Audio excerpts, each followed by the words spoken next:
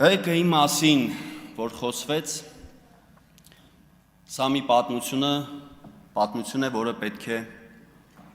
խոսել սրա մասին և պետք է խոսել բաց, պետք է գնահատական տալ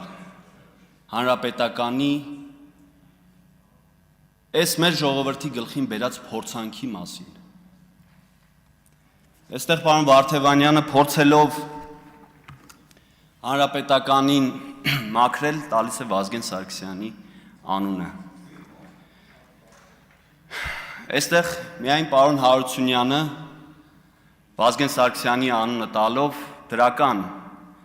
դրվագ նկարագրեց, որ Վազգեն Սարգսյանի հետ շփվելուց հետո է որոշել զբաղվել քաղաքականությամբ։ Պետք չի, պարոն Վարդևանյան, եթե կարող եք նույն ջանասիրությամբ այստեղից հնչեցրեք վերջին 10-15-20 տարիների կարկառուն հանրապետականների անունները և փորձեք դրանով մաքրազարդել և պարզաջրել հանրապետականի մեղքերը և կեղտերը։ Հիմա ինչի մասին եմ ուզում խոսել։ Որ ուզում եք հանրապետականից դիստանցավորվել և ասել, որ դուք հանրապետականի հետ կապ չունեք, իմ գործընկերը հերթով բոլորիդ թվարկելով, գրեթե բոլորիդ թվարկելով, ներողություն եմ խնդրում, ոչ բոլորիդ է վերաբերում, ասեց, թե դուք ինչ ուղիղ կապ ունեք հանրապետականի հետ։ Եվ գիտեք ինչ է արել հանրապետականը։ Այն արատավոր բարքերը, որ գործում էին հանրապետական իշխանության տարիներին, փողով մարդկանց ուղղակի նվաստացրել են, նրանց ինքնասիրությունը վնասել են, նրանց ինքնասիրության հետ կապված խաղացել են նրանց ինքնասիրության հետ։ Նույնիսկ դպրոցի մանկավարժներին, որոնք իրենց աշխատանքը կորցնելու այդ վախից դրդված պատրաստ էին ձեզ հանրապետականների տնտրելու, դուք այդ փողը մցրել եք դպրոց։ Ես դա ասում եմ ամենայն պատասխանատվությամբ, իմ գյուղի դպրոց եք մցրել, Նոր կյանքի դպրոց։ 10,000 դրամ անհատական տեղ է հասել ամեն մանկավարժի, որ հանկարծ վաղը մյուս օր որևէ մանկավարժ չհանդգնի ասել, որ գիտեք ինչ, հարգելի իշխանավորներ, մենք ձեզ ընտրել ենք և պահանջում ենք սա և սա։ Ոչ, դուք ձեր գործելավոճով փորձել եք հասնել նրան,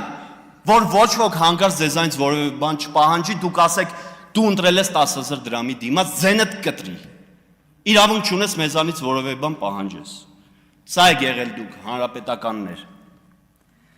ՀԿ-ի ժամանակի ընտրություններին եմ ուզում անդրադառնալ իմ արդեն գիտակից կյանքում, որին ես մասնակցել եմ, դեռ 12 թվականին ռեյտինգային ընտրակարգ այն ժամանակ մեծամասնական ընտրություններ էինք ասում, չգիտեմ ոնց էր, մարզում կարող էին մի քանի շրջաններում ավելի ճիշտ, կարող էին մի քանի թեկնածուներ առաջադրվել։ Այդ ժամանակ ես շտաբի պետի աշխատանք եմ իրականացրել իմ գյուղում։ Դրան չեմ ուզում անդրադառնալ, շատ դրվագներ մոռացել եմ, չեմ հիշում, բայց 13 թվականի Բարևի հեղափոխությունը Ռաֆի Հովհաննիսյանի, այսպես էինք ասում, ես Ռաֆի Հովհաննիսյանի համար, եթե չեմ սխալվում ինչ-որ հասարակական կազմակերպությունով, որպես դիտորդ մեր գյուղում փորձեցի հաշվարկի ժամանակ ներս մտնել, իմ վրա շատ մեծ ճնշում գործադրեցին և վերջի վերջո կարողացան ինձ դուրս հանել այդտեղից, սպառնալով, որ աշխատանքը կկորցնի իմ քրոջ ամուսինը։ Եվ ես այն ժամանակ ինչ կարող էի անել, այսինքն քո ազգականին, քո բարեկամին ասում եմ, որ աշխատանքդ կկորցնես և չես կարող վաղը քո երեխաների հանապազօրյա հացը վաստակես։ Միայն այդ ճնշումից հետո ես տուրք եմ տվել և դուրս եմ եկել տեղամասից։ 15 թվականին այո ոչ, սահմանադրական, այսպես ասած, բարեփոխումներ, վայ բարեփոխումներ։ Եղել եմ Վազգեն Սարգսյանի գյուղում, Արարատի մարզի Արարատ գյուղում, Դավալույում, իր անունը կրող դպրոցում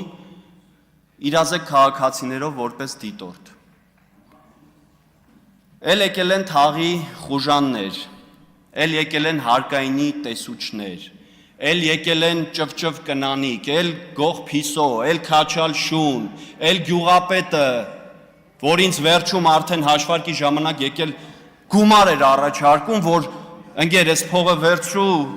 թող մեր հանգիստ մեր հաշվարկը կազմակերպենք։ Ու գիտեք հարկայինի աշխատողը ինչ էր ակնարկում։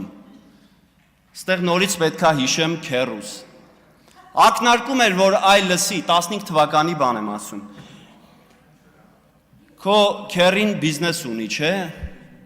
Շինանյութի առևտրով է զբաղվում։ Ասում եմ, հա, ասում ենք կարող խնդիրներ ունենա, եթե դու սենց շարունակես։ Հա։ Փաստերով կխոսենք։ Դա 15 թվականի հանրաքվեի մասին, 16 թվականի Նորկյան գյուղ, ես առաջադրում եմ համայնքի ղեկավարի թեկնածու, քաղաքացիական պայմանագրի թիմը այնտեղ ամեն օր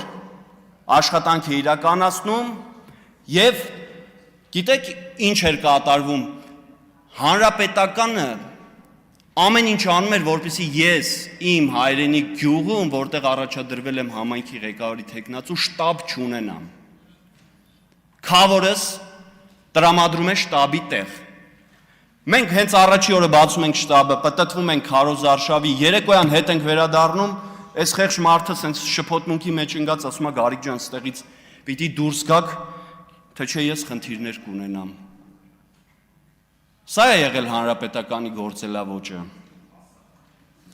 Էլ չեմ ասում, որ մտել էին մեր ընտանիքներ և ընկերոջս նույնիսկ սպառնացել էին, որ վեշերդ հավաքի Հայաստանից գնա, թե չէ խնդիր կունենաս,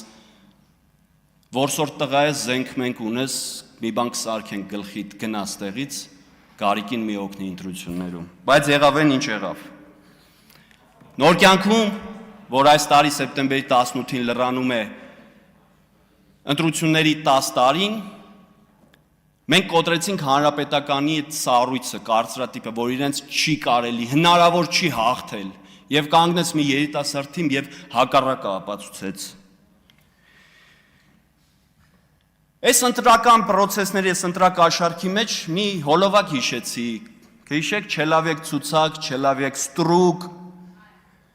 դուք նորից հետ բերեցիք,